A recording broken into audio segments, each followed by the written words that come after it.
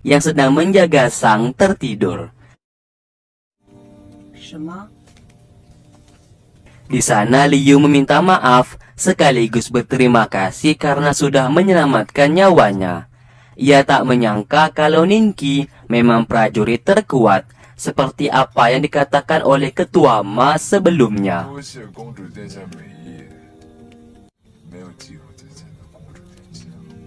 Di sana mereka pun semakin akrab dan berbincang satu sama lain.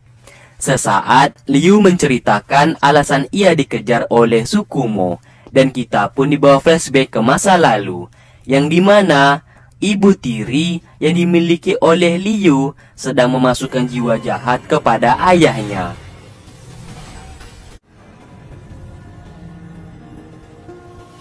Ibu tirinya itu menyadari akan kehadiran Liu saat itu.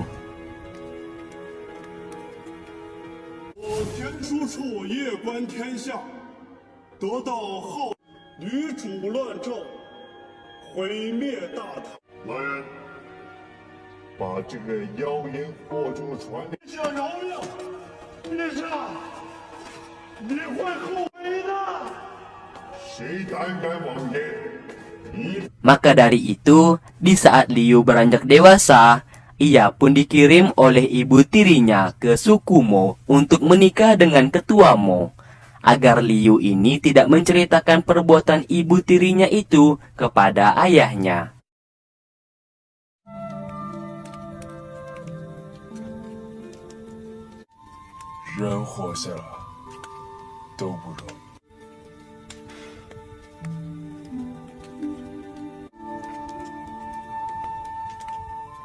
Saat sedang asik bercerita, tiba-tiba Ninki tertidur di pundaknya.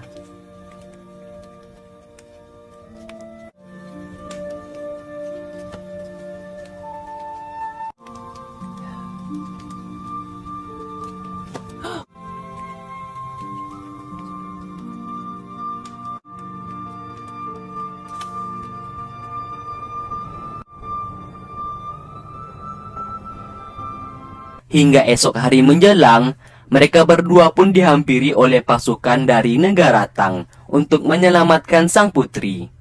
Liu yang terbangun merasa senang karena pasukan negara Tang telah tiba. Namun tidak dengan Ninki yang masih saja tertidur pulas.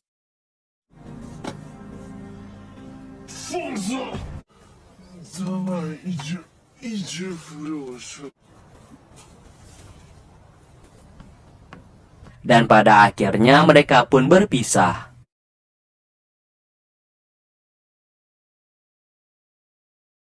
Di lain sisi, Jenderal Xiao Ho yang merupakan jenderal negara Tang ditangkap dan dimasukkan ke dalam penjara.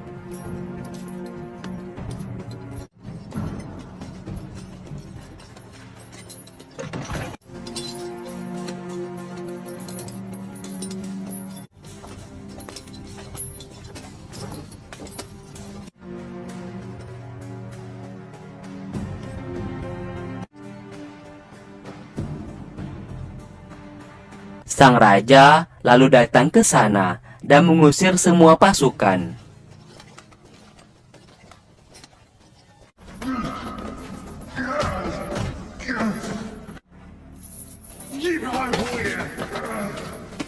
Faktanya, semua kejadian yang menimpa Liu dan pasukan yang hendak membunuh Liu merupakan ulah dari Xiao Ho.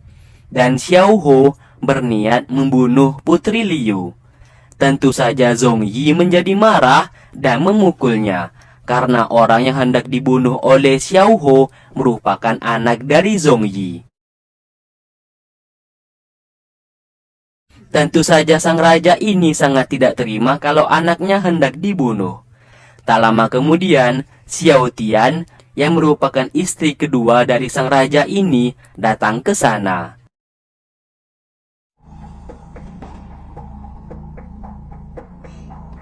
Xiao Tian memohon untuk tidak membunuh Xiao Ho dan meminta sang raja untuk mengampuni nyawanya.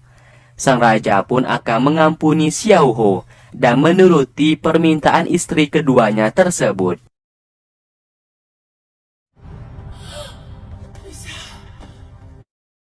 Ternyata Xiao Ho ini merupakan kakak kandung dari Xiao Tian. Pantas saja ia memohon kepada sang raja untuk mengampuni nyawa kakaknya. Singkat cerita, Ningki dan Sang melanjutkan perjalanan ke negara Tang. Lalu sesaat Guru Lu menghampirinya. Di sana Guru Lu mengecek tubuh Ningki sambil mengatakan kalau tubuhnya tersebut tidak memiliki gelombang kekuatan, atau bisa dikatakan Ningki tidak memiliki bakat untuk menjadi seorang cantrik. Seperti yang Mimin bilang sebelumnya, cantrik merupakan sebutan seseorang yang bisa menggunakan kekuatan sihir. 你身上没有丝毫念力，不是从脑子里发出。 Perkataan Guru Lu saat ini terngiang-ngiang di telinga Ningki hingga membuatnya susah untuk tidur. 少爷，你怎么了？ Oleh karena itu, keesokan harinya, ia kembali bertanya kepada Guru Lu mengenai kekuatan apa saja yang dimiliki oleh seorang cantrik. Sang guru menjelaskan kalau seorang cantrik dapat menguasai beberapa kekuatan sihir. Yang pertama, kekuatan mengendalikan suatu benda. Dan kekuatan ini yang sering digunakan oleh Guru Lu untuk menghadapi musuh dari jarak jauh.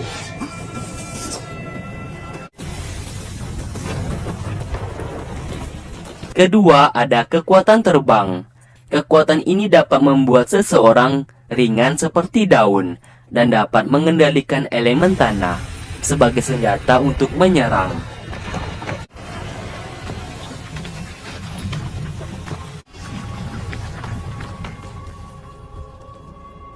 Yang ketiga, kekuatan cenayang. Kekuatan ini dapat mengeluarkan sebuah gelombang sihir yang dapat mengalahkan ratusan musuh hanya dengan satu kali serang.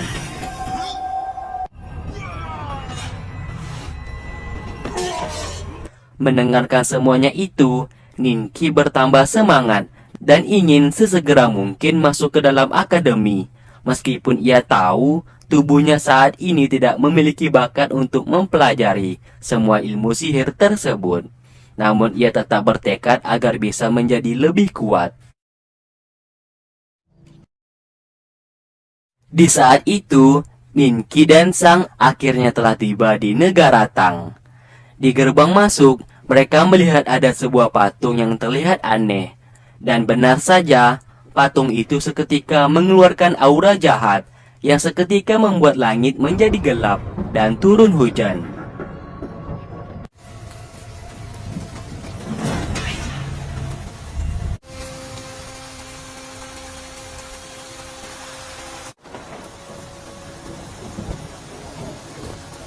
Sesaat, Ningki merasakan sesak di dadanya yang membuat ia sulit bernapas.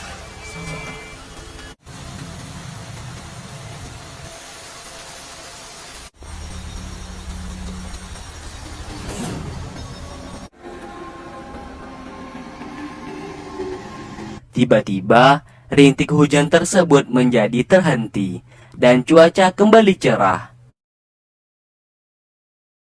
Ia pun merasakan ada sesuatu hal yang tak beres dengan patung tersebut dan memutuskan untuk segera pergi dari sana.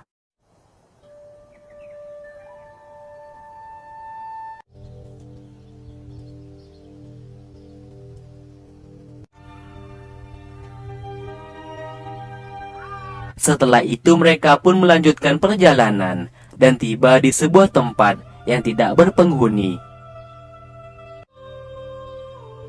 Ternyata tempat itu merupakan tempat tinggal semasa Ningki masih kecil. Ia pun teringat bermain dengan salah satu sahabatnya di sana. Dan tempat itu dihancurkan. Seluruh orang di sana telah dibunuh oleh Jenderal Xiao Ho dengan sangat kejam.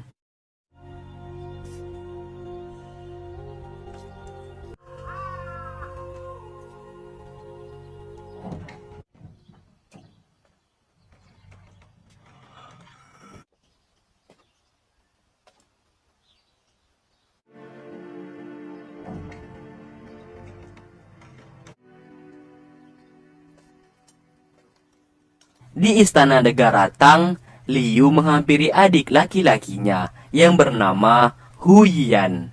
Karena susah nyebutin namanya, kita panggil saja namanya Lukman. Lukman sangat senang melihat kakaknya kini kembali dengan selamat.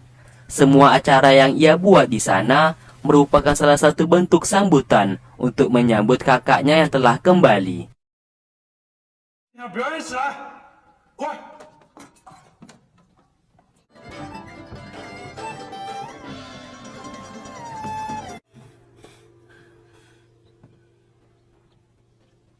Kembali ke mereka, Ningki dan Sang yang sedang berjalan sesaat diikuti oleh seseorang dan terlihat orang itu tiba-tiba menyerangnya.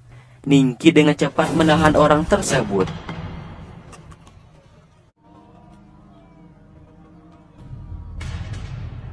Dan tiba-tiba kita pun dibawa flashback ke masa lalu, yang dimana di saat itu keluarga Ningki beserta orang tuanya telah dibunuh oleh beberapa pasukan, yang ternyata semuanya itu perintah dari Jenderal Xiao Ho.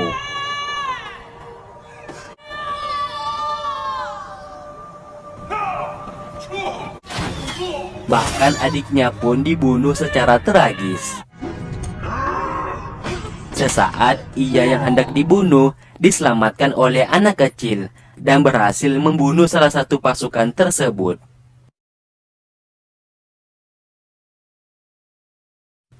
Singkatnya, kini mereka berdua telah selamat.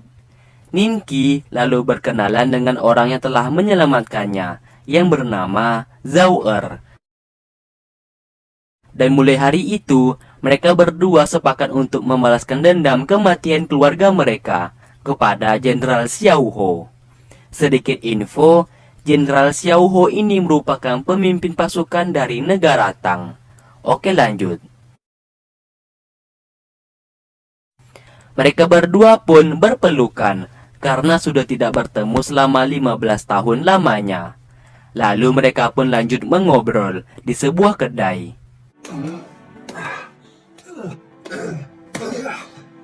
Ternyata Sang adalah seorang bayi yang ditemukan oleh mereka berdua akibat penyerangan yang dilakukan oleh Jenderal Xiao Ho waktu dulu. Maka dari itu, Sang diangkat menjadi adik dari Ningki dan bersamanya hingga saat ini. Dan misi mereka saat ini tidak berubah, yaitu membalaskan dendam kepada Jenderal Xiao Ho. Zhao Er saat ini sedang mengumpulkan informasi mengenai Xiao Ho untuk mempermudah mereka melakukan balas dendam nantinya.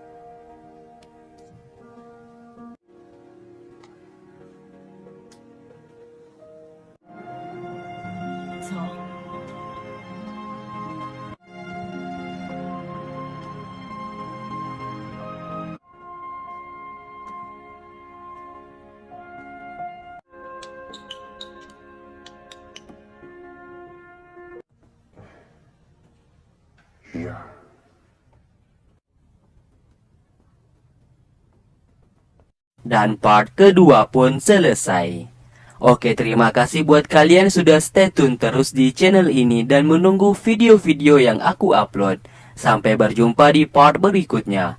Wassalamualaikum warahmatullahi wabarakatuh.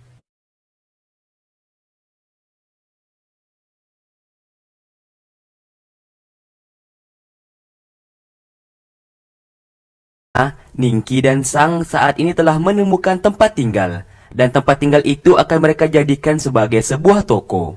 Karena tempat itu berantakan, Sang mulai membersihkannya.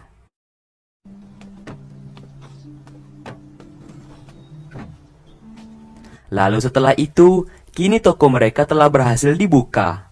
Mereka berdua berencana menjual beberapa lukisan milik mereka, supaya bisa mendapatkan uang. Lalu tak lama kemudian, datang seseorang pengunjung, tanpa Ningki sadari kalau pria itu pemilik rumah yang mereka tempati saat ini, yang bernama Xiaosu. Xiaosu mengatakan wilayah di sana terdapat sebuah konflik. Apabila Ningki bisa bertahan lebih dari 3 bulan, menginap di tempat tersebut, Xiaosu akan menggratiskan uang sewa selama 3 bulan kemudian. Mendengarkan hal itu, Ningki pun menyetujuinya.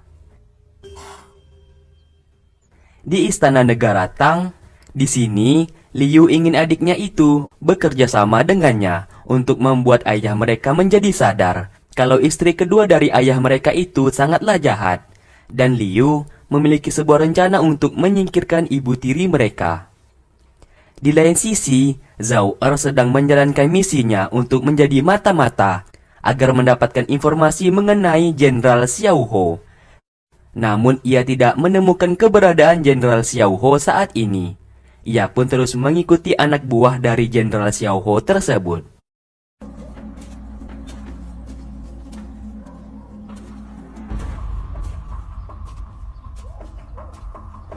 Namun aksinya telah diketahui dan justru ia diserang oleh pasukan di sana.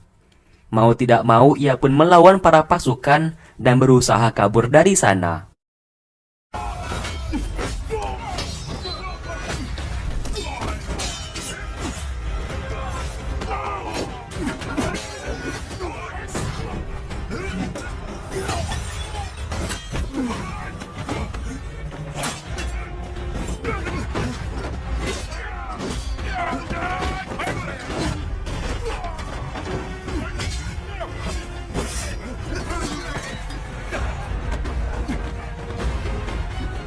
Sesaat ia pun berlari ke rumah Ningki.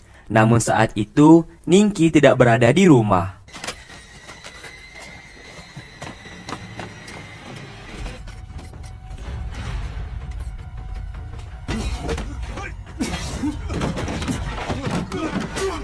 Ia yang terluka terus berusaha kabur dari kejaran para pasukan. Salah satu prajurit terkuat yang dimiliki oleh Jenderal Xiao Ho datang ke sana dan berhasil membunuh Zhao Er hingga tewas di tempat.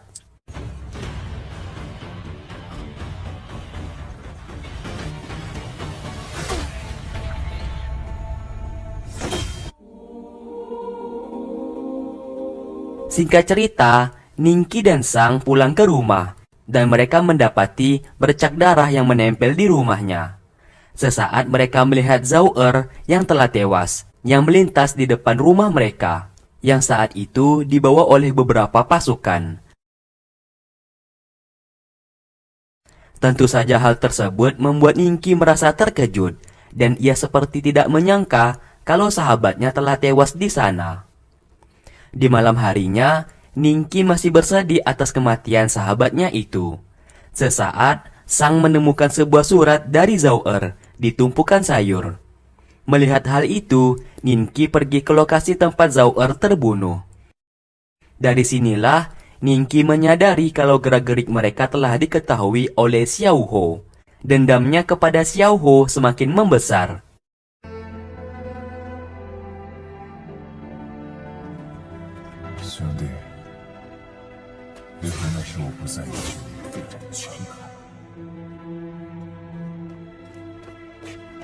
Singkat cerita, esok hari pun tiba. Ningki pergi ke pasar dan tak sengaja bertemu dengan seseorang yang bernama Cuyu, dan mereka pun berkenalan di sana. Lalu, Cuyu hendak membawa Ningki ke sebuah tempat karena ia melihat wajah Ningki seperti menyimpan sebuah dendam yang sangat besar. Cuyu lalu membawa Ningki ke sebuah klub malam yang dimana di sana terdapat cewek menari striptis yang seksi. 来3次，这老东西，父兄可知道，这些古董都找他。来是六龙国祭司者。 Saat ini, Xiaosu yang merasa marah karena mendengar kematian Zhao Er. Lalu setelah itu, Xiaosu yang merupakan pemimpin kaum Yulong berhasil mendapatkan informasi mengenai siapa pelaku yang telah membunuh Zhao Er. Tidak ambil diam, ia pun berencana akan membalaskan dendam atas kematian Zoer yang sudah ia anggap sebagai saudaranya sendiri. Terlihat ia bersama pasukannya bersiap untuk menyerang.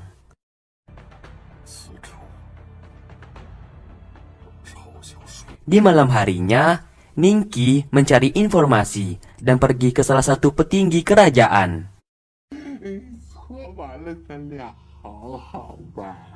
Di sana pun ia berhasil menyekap seorang petinggi kerajaan yang bernama Zhang. Ia pun mengorek informasi siapa pelaku yang membunuh Zoer. Namun Zhang tidak mau mengatakan apapun dan justru berusaha kabur dari sana. Dan pada akhirnya saling kejar pun terjadi.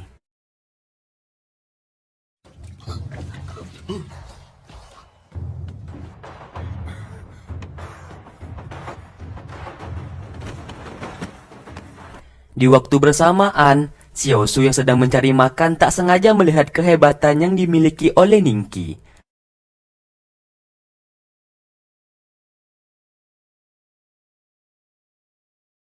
Ia pun berencana untuk mengajak Ningqi bergabung dengannya untuk melawan orang yang telah membunuh Zoer.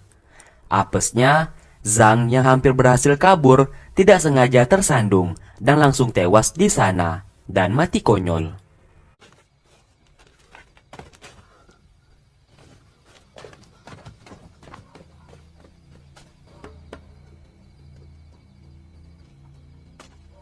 Di lain sisi, Li Pian yang merupakan adik dari raja ini mengetahui kematian Zhang. Ia pun menjadi marah karena ia mengira bahwa Xiao Su yang telah membunuh Zhang. Karena sewaktu Zhang meninggal, Xiao Su kebetulan berada di sana dan Xiao Su dituduh sebagai pembunuh. Sedikit info, Li Pian ini merupakan adik kandung dari raja. Di malam itu, Xiao Su menghampiri Ningqi. Kedatangannya tersebut membuat Ningqi menjadi bingung. Di sini Xiao Su meminta bantuan kepada Ningqi untuk bekerja sama dengannya, melawan orang yang telah membunuh Zoer. Karena Xiao Su membutuhkan orang yang hebat di sampingnya. Sesaat, Ningqi menanyakan kenapa Xiao Su meminta dirinya untuk membantunya.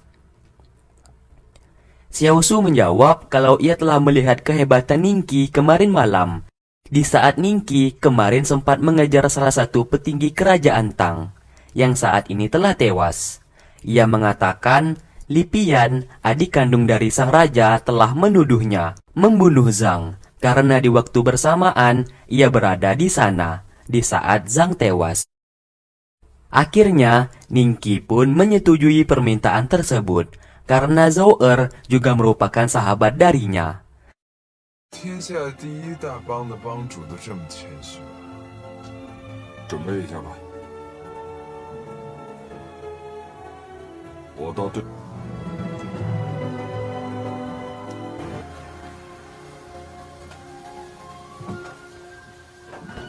Setelah itu mereka berdua pun bersiap dan segera pergi dari sana dan bersiap untuk bertempur. 看你这样子，不像是会把所有武器都背在身上。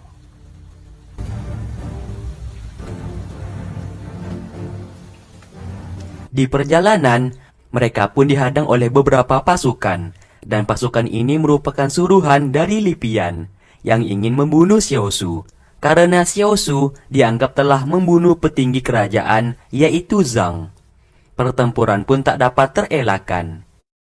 曹运替户部外围看场子，如今朝廷的贵人们，我最讨厌在家门口打架。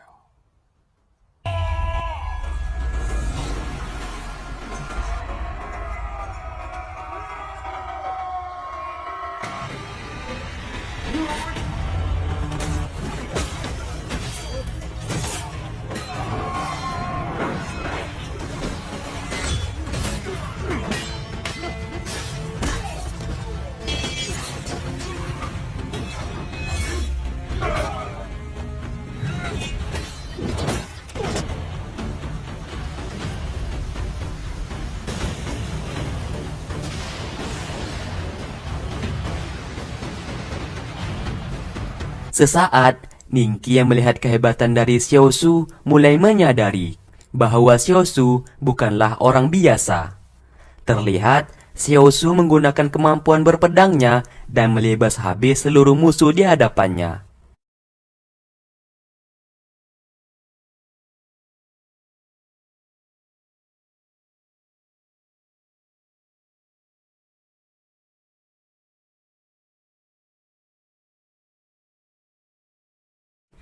Setelah selesai, Xiao Su meneriaki Ningqi sambil mengatakan kalau saat ini giliran dirinya.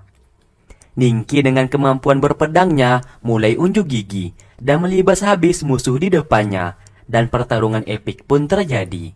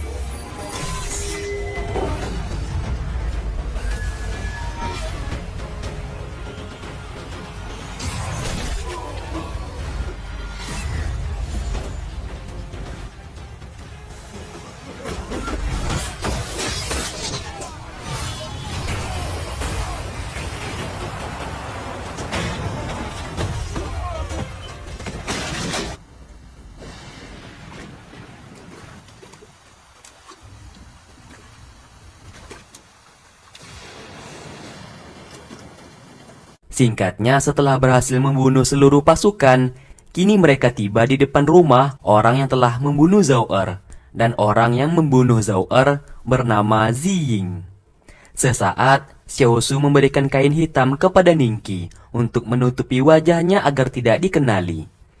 Kedatangan mereka ternyata telah diketahui oleh Ziying dan pasukannya. Yang kita ketahui, Ziying merupakan orang suruhan dari Li Pian untuk membunuh Xiao Su. Dan ia juga yang telah membunuh Zhao Er. Pasukan dari Ziying langsung menembak panah kepada mereka.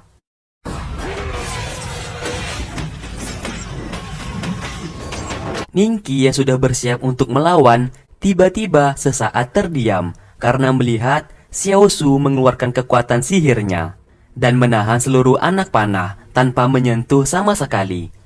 Hal tersebut lagi-lagi membuat Ningqi merasa terkejut, dan ia mengetahui seorang cantrik memang sangatlah kuat.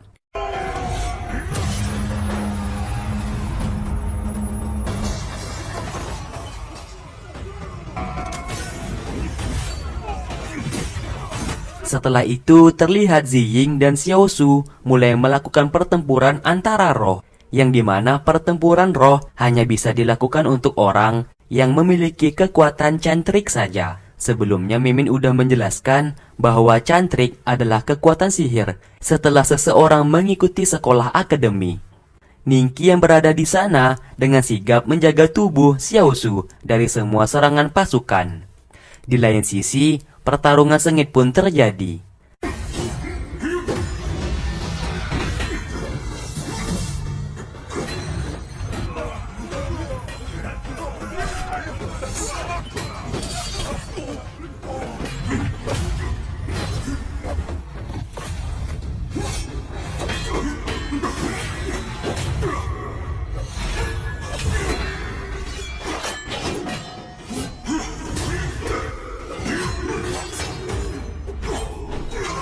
Dan pada akhirnya, Xiao Su berhasil membunuh Ziying, dan ia pun kembali ke tubuhnya. Singkatnya, kini mereka berhasil membalaskan dendam kematian Zhao Er, dan setelah itu mereka pun pergi dari sana.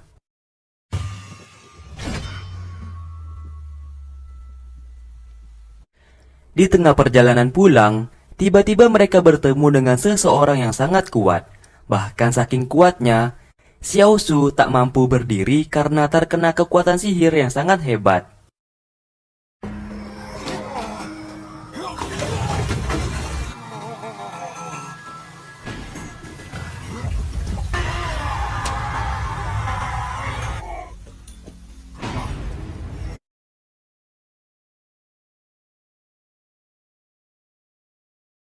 Ningki mencoba menyerang orang yang berada di dalam kereta tersebut. Dan ia pun melepaskan anak panahnya. Namun, satu pun anak panah yang ia lepaskan berhasil ditangkis oleh orang yang berada di dalam kereta tersebut.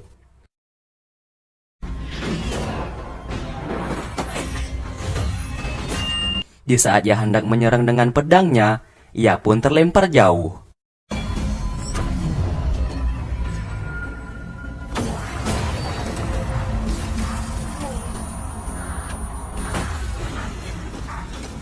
Ternyata orang tersebut adalah Wang Ji, salah satu anak buah dari Li Pian. Dan Wang Ji ini merupakan salah satu petinggi kerajaan. Atas perintah dari Li Pian, ia pun hendak membunuh Xiao Su.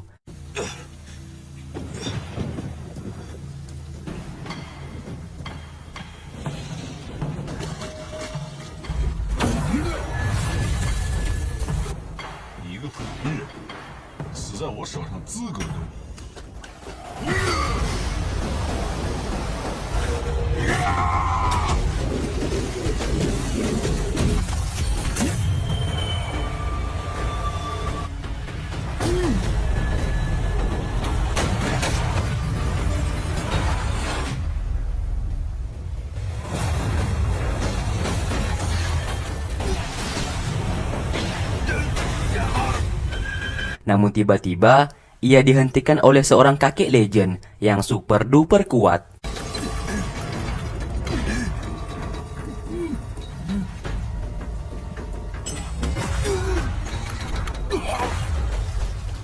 Terlihat ada sebuah gambar sihir di atas langit yang sangat besar, yang membuat Wang Ji tak mampu untuk bergerak.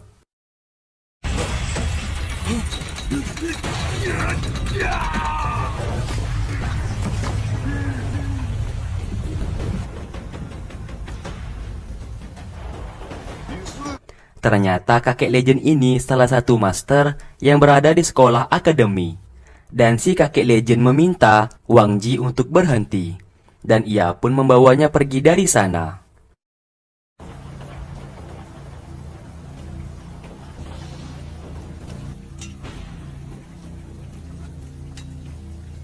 Di lain tempat, terdapat seseorang yang hendak membalaskan dendam kepada kerajaan Tang.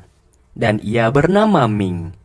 Ming merupakan satu-satunya orang yang selamat akibat insiden saat dulu. Diceritakan, kerajaan Tang sudah membunuh habis seluruh penduduk dan pasukan kerajaan Yan. Dan ia beserta salah satu saudaranya berhasil selamat pada waktu itu. Dan saudaranya itu adalah Long Qing yang kini berada di istana Xiling. Dan ia sendiri saat ini sedang mengatur sebuah strategi untuk membalaskan dendam kepada kerajaan Tang. Dan ia berniat membunuh raja dari negara Tang. Singkat cerita, semua kedok yang dilakukan oleh Li Pian sudah diketahui oleh sang raja. Di sana sang raja memarahinya karena sudah melakukan tindakan yang tak pantas. Kita pun dibawa flashback ke masa lalu, yang ternyata saat dulu Li Pian sangat iri kepada sang kakak karena ia hanya diberikan pedang surga oleh pemimpin raja negara Tang terdahulu. Sedangkan Zhong Yi diberikan sebuah tahta dan dijadikan pemimpin kerajaan Tang berikutnya. Mendengarkan hal itu, Li Pian sangat marah dan iri dengan sang kakak. Maka dari itu, Li Pian melakukan tindakan yang tak seharusnya demi merebut kursi kepemimpinan kakaknya. 是父王赠给我的。夫子问你，你却一心想要拥有，这也是夫子学我。 Di lain sisi, Ningqi dan Xiao Su saat ini semakin dekat satu sama lain. Xiao Su mengangkat Ningqi sebagai saudaranya. Ia pun mengatakan ia yakin Ningqi di masa depan akan menjadi lebih kuat dan mampu menggunakan kekuatan sihir sama sepertinya. Ningqi menjawab maka dari itu ia akan berusaha keras untuk masuk ke sekolah akademi di kerajaan Tang, supaya semua keinginannya bisa terwujud. Singkatnya, esok hari pun tiba. Terlihat Long Qing masih berkelana untuk memenuhi misi dari istana Xiling untuk mencari putra neraka yang hingga sampai saat ini belum kunjung ketemu. Ningki di saat itu dibawa ke dalam istana kerajaan dan dirinya hendak dijadikan pasukan gelap sebagai tanda terima kasih Xiaoshu karena sudah membantunya kemarin malam. Di waktu bersamaan, sang raja sangat marah kepada Li Pian dan ia juga memarahi seluruh petinggi di kerajaan karena sudah mau membantu Li Pian, adiknya itu, untuk membunuh Xiaoshu. Dari sinilah sebuah fakta mengejutkan kalau Xiaoshu merupakan kaum Yulong, yang dimana kaum Yulong ini diciptakan oleh sang raja sendiri. Gunanya kaum Yulong yaitu untuk memastikan kesejahteraan rakyat, dan Xiaoshu ditugaskan untuk mencari informasi mengenai rakyat di negara Tang, dan informasi itu akan ia ketahui berkat Xiaoshu. Dan ketua dari kaum Yulong ini adalah dirinya sendiri, tak lain dan tak bukan adalah sang raja. Tentu saja hal tersebut membuat semua petinggi merasa terkejut, terutama Li Pian yang kemarin malam sempat ingin membunuh Xiaoshu. Di sana Li Pian mengaku bersalah dan ia tak akan mengulangi kesalahan yang sama, dan ia berjanji akan mengubah sikapnya. Sang raja pun memaafkannya karena bagaimanapun juga Li Pian ini merupakan adik kandungnya. Kembali ke Ningki, dengan tingkah selengeannya, ia pun main masuk saja ke dalam ruangan sang raja, dan ia melihat tulisan tangan yang sangat jelek. Ia pun menulis sebuah kata dengan tulisannya sendiri. Sesaat salah satu komandan kerajaan datang ke sana, dan ia dengan cepat menyembunyikan tulisan tangannya di bawah bantalan kursi di sana. Lalu ia pun dimarahi karena main asal masuk saja ke ruangan sang raja.